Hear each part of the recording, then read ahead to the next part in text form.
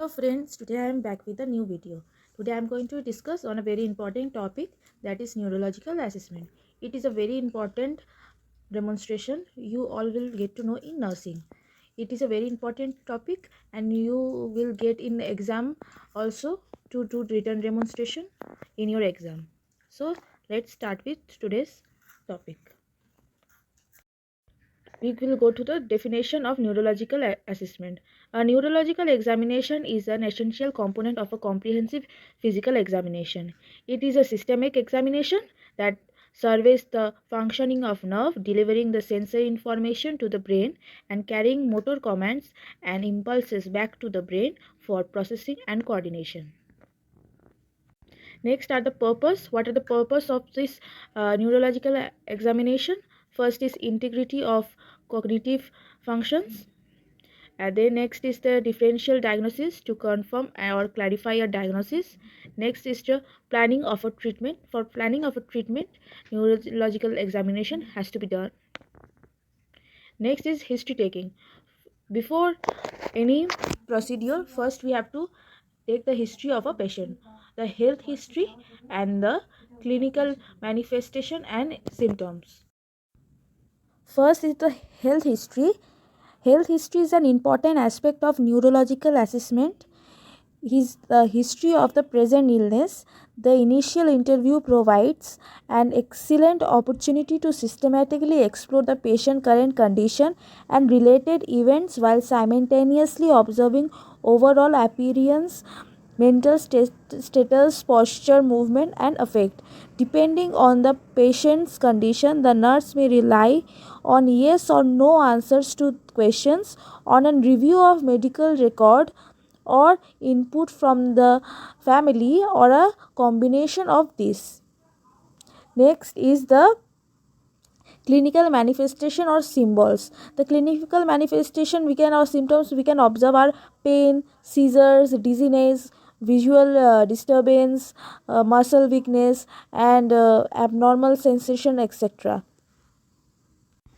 The list of articles required for a neurological assessment are cotton applicators, flashlight, colored pencil, pin with a sharp and blunt end, printed page, miscellaneous items of varied shape and size like coin, key, or marble, then a tape measure, watch with a second hand, a stoppered vial containing peppermint, oil of clove, coffee and soap, sugar, salt, vinegar, and cold and hot water, ophthalmoscope, otoscope, reflex hammer, tongue depressor, tuning fork, Snellen chart. Then the list of the tests. A neurological assessment is divided into 5 components: cerebral function, cranial nerves, motor system, sensory system, and reflexes. First is the assessing cerebral function. First is mental status. By observing the patient's appearance and behavior, noting the patient's dress, grooming, and personal hygiene, then posture, gesture, movement, and facial expressions often provide information about the patient. Then assessing orientation to time, place, and person. Assessment of the immediate and remote memory is also important. Immediate means asking the patients to repeat 6 digits forward and backward, and recent is done like we can ask what was the breakfast or dinner taken by the patient lastly. Then we can in remote we can ask about the birth date or any childhood memories, etc. Next is the motor activity. In motor activity, there is intellectual function. It is a capacity to interpret well-known text or observation. For example, count the backward from 100, or to subtract 7 from 100, then 7 from that, and so forth. A person with an average IQ can repeat 7 digits without flattering and can recite 5 digits backward. Can the patients make judgments about situation? For example, if the patient has arrived home without a house key, what are the alternatives are there? Next is the thought content. To check the patient's thought, uh, spontaneous or natural, clear, relevant, or coherent. Does they have any fixed ideas, illusion, or preoccupations? What are his or her insights in these thoughts? Next is the emotional status to check the patient's affect, natural, irritable, or angry, anxious, apathy, euphoric, etc. Next is the perception to check agnosia, visual, to check the occipital lobe, auditory to check the temporal lobe, tactile to check the parietal lobe, and body parts and relationship to check the parietal lobe. Number 6 is language ability. Check the communication in spoken and written language. Does the patient answer questions appropriately? Can he or she read a newspaper and explain its meaning or not? Can the patient write to his or her name or copy a single figure that the examination has drawn? To change the impact on the lifestyle, patient's role in the society including family and community. Next is the level of consciousness is the patient's wakefulness ability to respond to the environment. Level of consciousness is the most sensitive indicator to neurological function. To assess the level of consciousness, the examiner observes for alertness and ability to follow the commands. The GCS scale is the tool for assessing a patient's response to stimuli. Score range is from 3, that is deep coma, to 15, that is normal. This is the Glasgow coma scale. Here response are for eye-opening verbal response and the motor response, and this is the scale. For eye response, if it is spontaneous, the score is 4, to voice it is 3, to pain it is 2, and none it is 1. For verbal response, if oriented, the score is 5, if confused, score is 4, inappropriate word, the score is 3, incomprehensible sound, then the score is 2, and none it is 1. For motor response, if the patient obeys command, the score is 6, localizes pain, then it is 5, withdraws, then the score is 4, the flexion it is 3, for extension it is 2, and none it is 1. Next is the cranial nerve examination. Preparation of the articles. Tongue depressor, flashlight, sugar and salt sample, watch, cotton tipped swab, Snellen chart, ophthalmoscope, samples of similar odors, tuning fork. Here is the 12th cranial nerve and how we can identify that their findings are normal or not. First is olfactory nerve.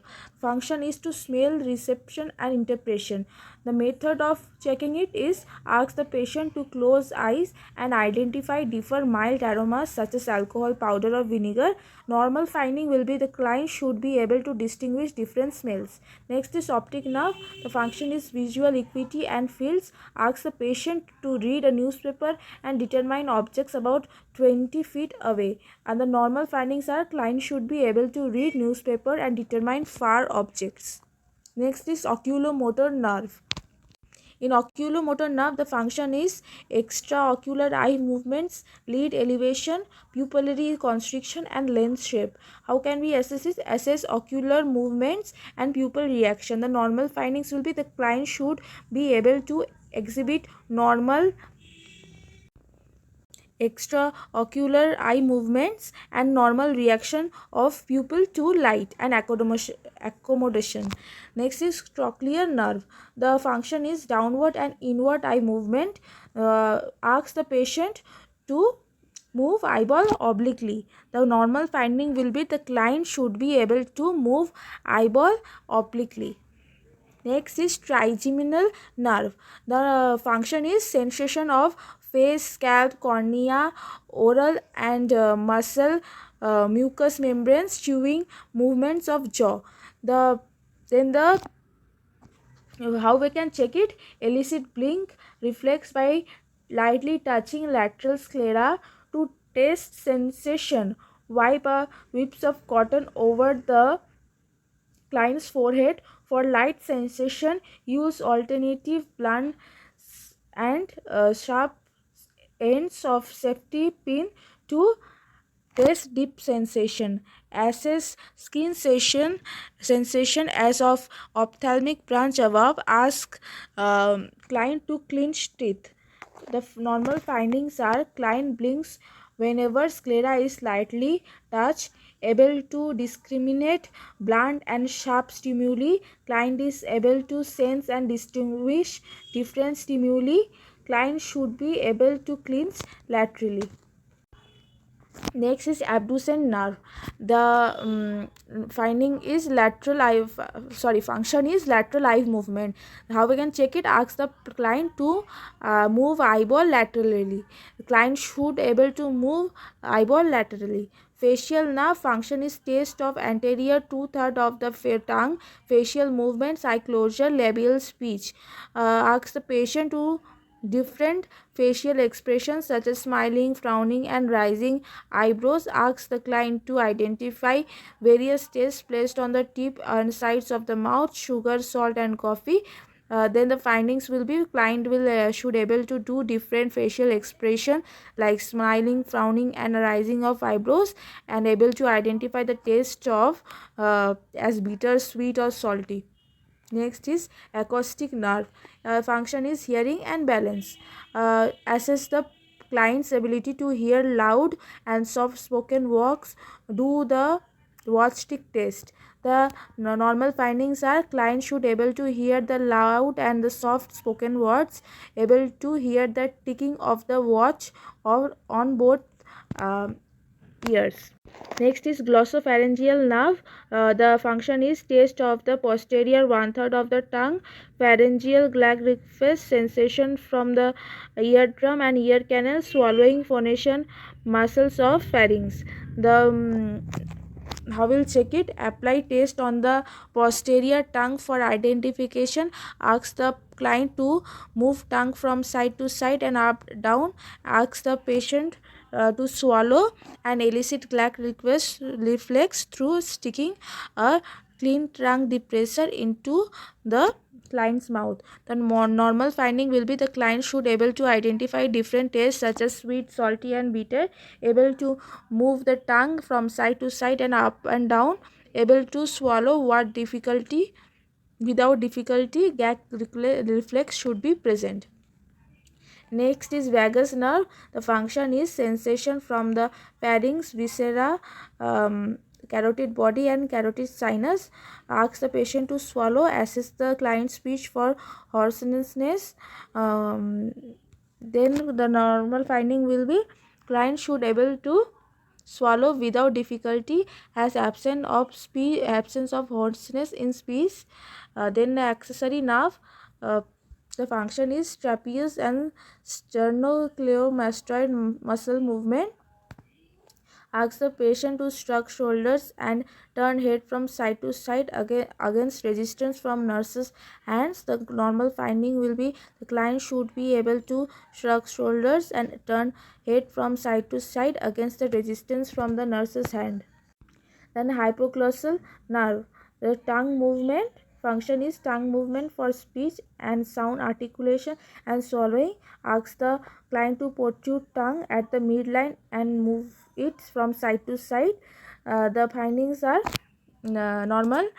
Client should able to protrude tongue at midline and move it from side to side.